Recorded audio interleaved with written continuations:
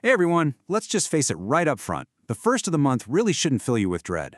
If you're joining us for this explainer, you're probably pulling your hair out looking for a better way to handle the single most stressful part of property ownership, the money, right?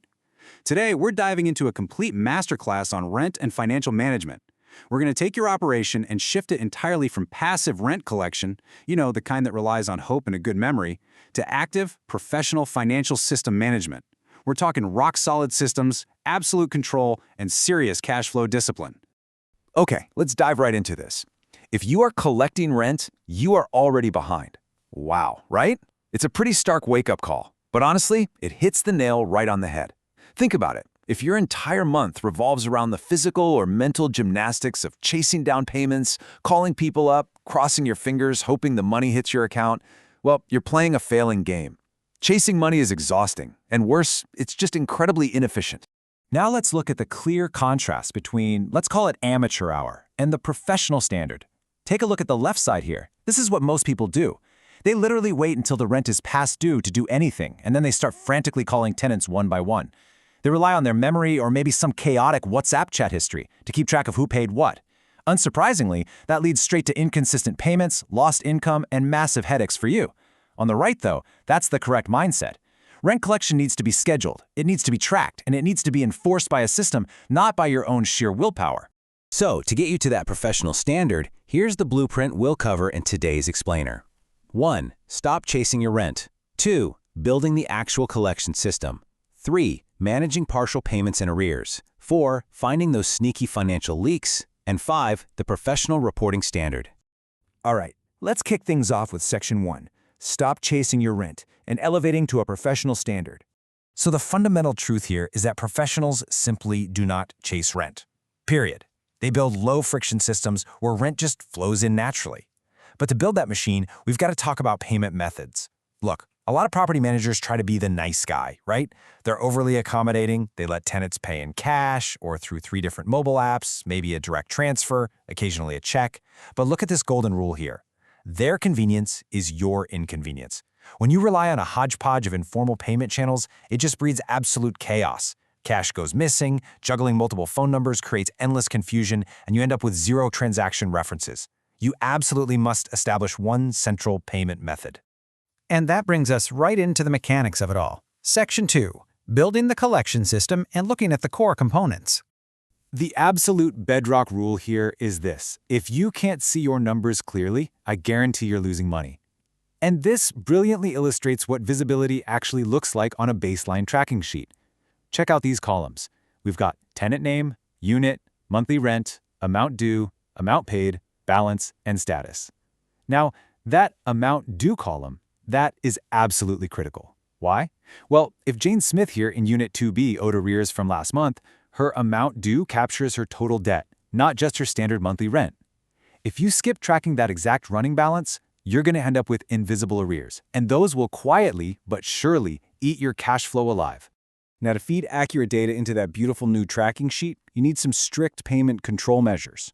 You've got to eliminate all the hidden traps, like unreferenced mobile money drops or unaccounted cash handed over in a hallway. The rules are super simple. First, use one official number or bank account. Seriously, do not use your personal lines for this. Second, require transaction confirmation from the tenant. Just a simple, kindly send confirmation after payment policy works wonders. And third, record it immediately. Don't wait until the end of the month to try and piece the puzzle together. Okay, so what happens when the money coming in isn't quite right?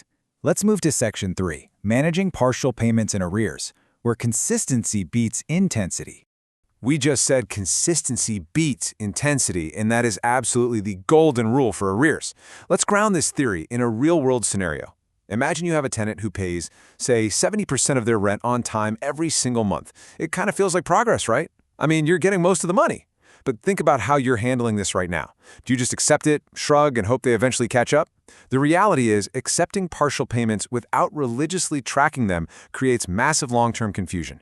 It basically breeds a culture where non-compliance is totally fine. You really have to nip this in the bud immediately. A partial payment is never just okay. So, here is your exact playbook. Step 1. Record the exact balance remaining on that tracking sheet we just talked about. Step 2. Communicate that exact balance clearly back to the tenant. a quick message saying, receive $700, remaining balance $300. Step 3, and this is the clincher, tie that partial payment to a crystal clear plan. You follow up with, kindly confirm when the full amount will be cleared. Boom, you do not leave it open-ended. Now, let's map out how this builds into a complete arrears control system. Arrears only grow out of control when there's no structured response. So here is your escalation protocol. Days 1 to 3 after the due date, you send a gentle but firm reminder. Days 4 to 7, a firm follow-up demanding a payment plan. Day 8 and beyond, that's when the formal notice goes out. By treating arrears as a structured portfolio issue, rather than getting emotional or treating every late payment like a unique crisis, you stop them from spiraling out of control. But hey, what if the money isn't actually being lost on the tenant side? Let's jump into Section 4, finding the financial leaks and uncovering hidden dangers. We're shifting gears here to look inward at your own operational dangers.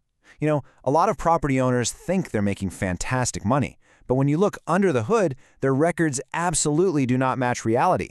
It is literally wild how much cash can just vanish into the couch cushions of bad accounting. Why does this happen? Well, mainly reconciliation issues. We're talking about missing payments that a tenant definitely sent but were never logged. We see double counting, and most dangerously of all, caretaker or third-party interference. These internal leaks, they drain your cash flow so quietly in the background you might not even notice until it's too late. Let me give you another stark scenario that perfectly illustrates this trap. A tenant claims they paid the caretaker their rent in cash. But when you ask, the caretaker says they don't have it, or maybe they forgot to log it. And surprise, surprise, there is zero record of the transaction. You're now stuck in this awful he said, she said dispute. And guess what? You lose money either way. This right here is the ultimate danger of involving third parties without extremely strict oversight. So, to prevent those internal leakages and protect your hard-earned cash from human error or, let's be honest, straight-up theft, here are your exact control measures. Step 1. Separate the roles. The person collecting the money should absolutely never be the only one recording it. Step 2. Implement daily or at least weekly reconciliation. You have to match the cash, the mobile money drops, and the bank statements directly to your expected rent roll. Step 3. Insist on transparent reporting. When the reporting is transparent, there is literally nowhere for the money to hide. And that leads us perfectly into our final phase today, Section 5, the professional reporting standard and asserting total control. Listen, whether you're reporting to yourself, answering to an investment partner, or managing for a landlord client, you have to remember this. Investors do not trust what they cannot see, period. Generating a professional owner report is what cements your new system-driven status. It has to be done monthly, and there are a few non-negotiable elements it must include. It has to show the total rent expected for the property, then the total actually collected. It needs the exact outstanding balances broken down tenant by tenant, your operational expenses, and finally, the net position, which is the actual tangible cash hitting the bank. Laying it out like this removes all the emotion. It just tells the undeniable truth about how the property is performing. So the crucial point we really want to drive home is this single question. Whenever you face a management decision, whether it's delaying enforcement just because a tenant is acting nice this month, ignoring small arrears, mixing up your personal and property funds, or letting a caretaker handle cash without issuing a receipt, ask yourself, is this decision protecting my cash flow or is it weakening it? Remember, cash flow problems are rarely just math problems. 9 times out of 10, they are discipline problems. Let's wrap up this explainer by locking in our core takeaways. First off, rent collection has to be system-driven, not effort-driven. Stop chasing people. Second, absolute visibility of your numbers equals total control. Third, remember that small leakages, like those undocumented partial payments or unrecorded cash handoffs, they compound into massive losses over time. And lastly, rock-solid financial discipline is what truly defines professionalism in this industry. So I'll leave you with this thought to chew on. Take a long, hard look at your operations today. Are you running a tightly controlled, predictable financial machine, or are you just funding an incredibly stressful, really expensive hobby? The choice comes down entirely to the systems you decide to build next. Thanks for hanging out with us for this explainer, and we will see you next time.